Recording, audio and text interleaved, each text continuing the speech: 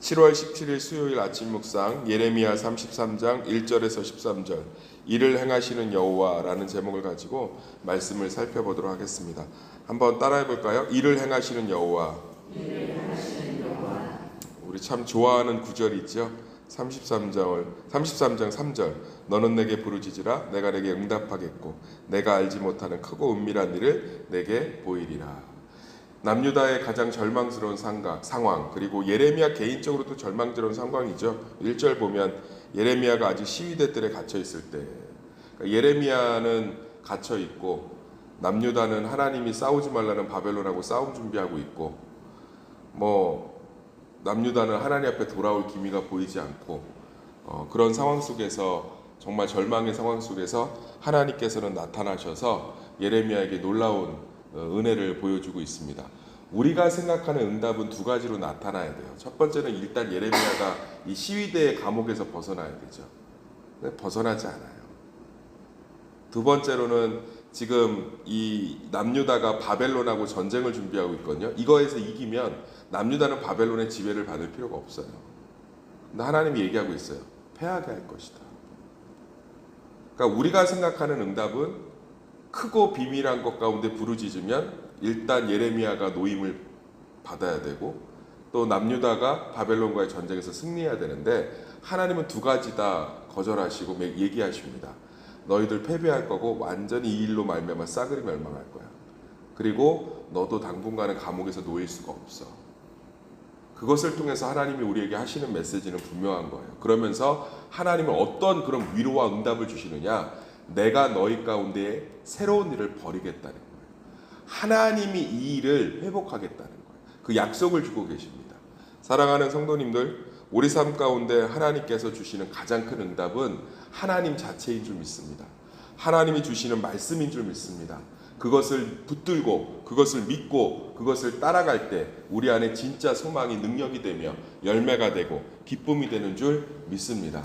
하나님은 남유다의 손에 의해서 구원을 받게 하지 않겠다는 거예요. 이 전쟁을 니네들이 이겨서 구원받게 하지 않겠다는 거예요. 스스로 감옥에서 나오게 하지 않겠다는 거예요. 하나님께서는 하나님 스스로가 이 일을 이루시고 이 일을 만들어 가시겠다는 거예요. 우리의 삶이 하나님 앞에서 놀라운 이유가 뭔지 아십니까? 바로 하나님이 일하시기 때문에 그런 줄 믿습니다. 어떠한 절망 속에서도 어떠한 낙심 속에서도 우리 삶의 소망을 놓치지 않을 수 있는 것은 하나님이 일하시기 때문인 줄 믿습니다. 우리는 그 고백들이 날마다 우리 안에 있어야 되는 줄 믿습니다. 사랑하는 새벽 성도님들, 하나님께서 우리의 삶을 일하고 계신 줄 믿습니다. 하나님께서 우리와 함께 계신 줄 믿습니다. 하나님께서 우리 가운데 역사하시는 줄 믿습니다. 그래서 예레미야가 할 수 있는 건 뭐예요? 하나님 얘기하고 있잖아요. 3절에 내게 부르짖으라 내게 응답하겠고 내게 알지 못하는 크고 은밀한 일을 내게 보이리라. 우리가 할 수 있는 것은 하나님께 부르짖는 것밖에 없어요. 하나님께서 응답하시고 하나님이 크고 은밀한 일을 보이시고 일을 이루시는 것들을 보는 것이 우리의 몫인 줄 믿습니다. 사랑하는 성도님들, 날마다 예배와 기도 가운데 더 하나님께 가까이 나오시기를 소망합니다. 고난이 있을수록, 문제가 있을수록, 어려움이 있을수록 하나님 안으로 더 깊이 들어와야 됩니다.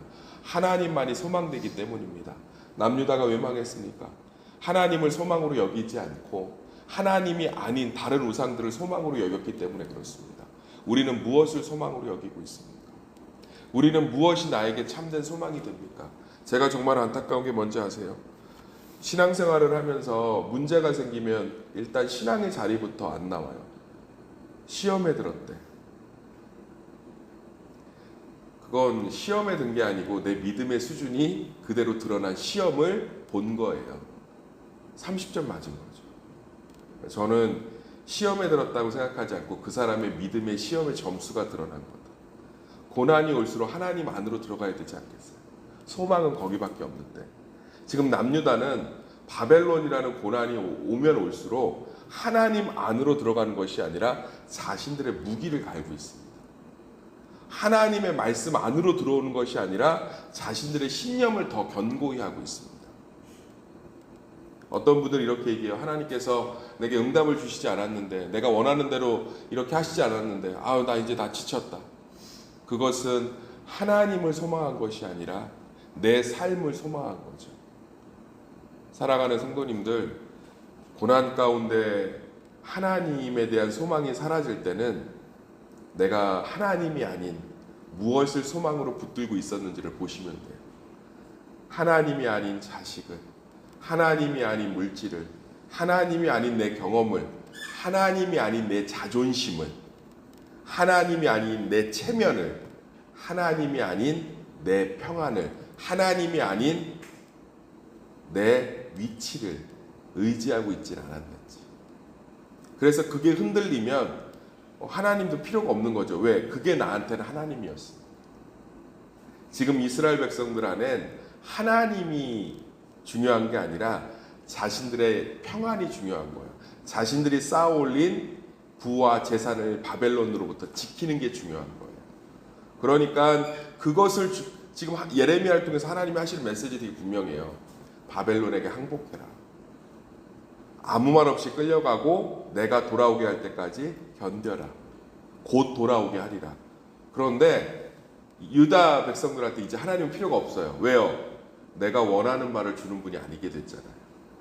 유다인들에게 이 일을 통해서 남유다 이스라엘 백성들에게 중요한 건 나의 번영이고 나의 안식이었지 하나님이 아닌 거예요. 지금 하나님은 이해할 수 없는 것들을 요구하고 있는 거예요. 바벨론에게 항복해라. 그런데 남유다는 그것은 내 안정을 지킬 수 있는 게 아니잖아요.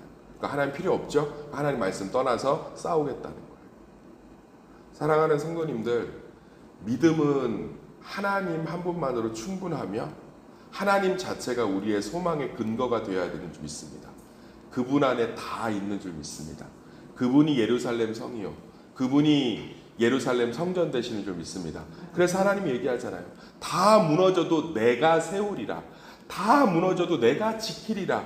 다 없어져도 내가 돌아오게 하리라. 다 황폐하여져도 내가 다 회복하리라. 내가 예루살렘이라는 거예요. 내가 하나님 대신 그토록 붙들고 있는 그것이 지켜주는 게 아니라 실제로는 내가 지키는 자라는 거예요. 그래서 우리는 하나님을 소망하는 것입니다. 저는 솔직히 말해서 고난이나 내가 원하는 대로 되지 않았을 때 믿음이 흔들리는 것을 보면 시험에 든 게 아니라 내 시험 성적표를 받은 것임을 다시금 말씀드립니다.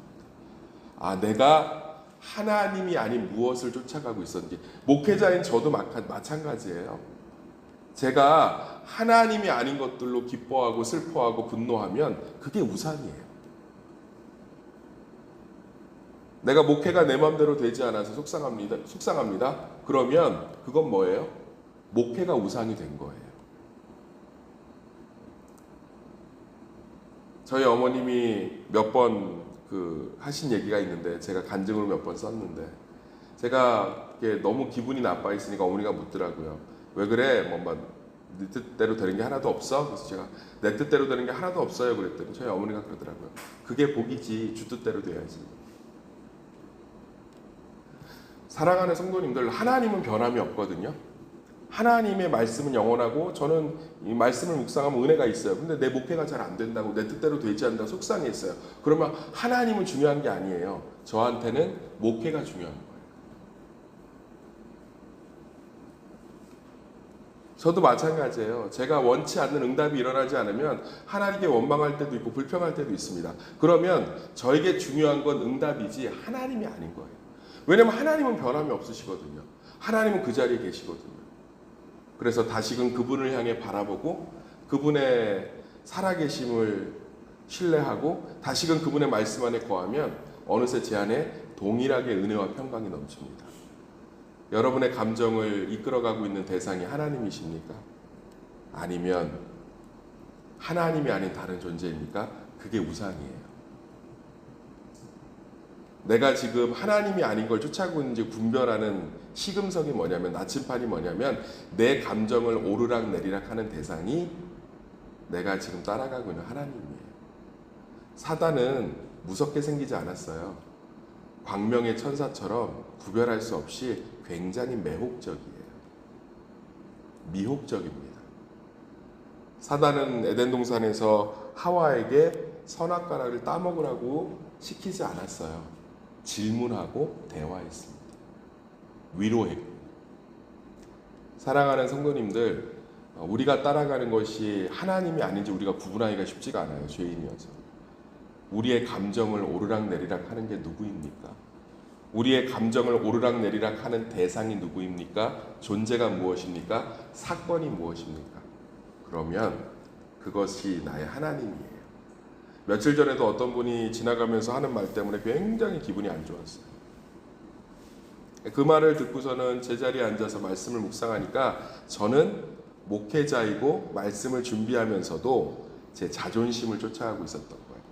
그분이 제 자존심을 건드렸거든요. 저는 하나님을 쫓아간 게 아니고 그 순간에 제 자존심을 쫓아간 거죠.